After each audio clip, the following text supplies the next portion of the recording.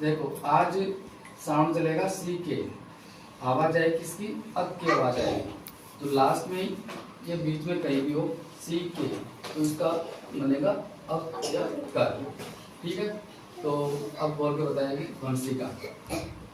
Luck, luck, duck, duck, suck, buck, neck, deck, pack, check, चिक,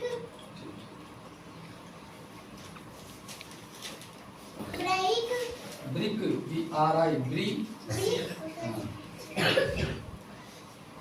frock, bucket,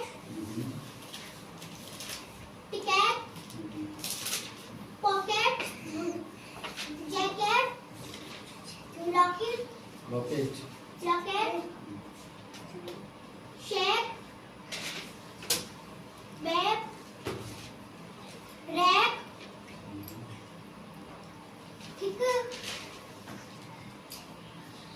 teak, peacock, pack, lack, hack, black, attack, sick, pick, pick, stick, Kock,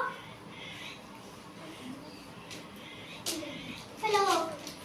very good. Alia, देखो आज का chapter था sound of सी के।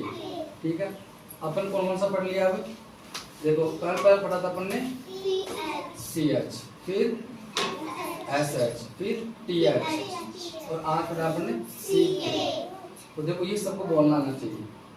यदि अपने को छोटी छोटी मीनिंग आती है बोलना, तो किताब अपने सीख जाएंगे आराम से।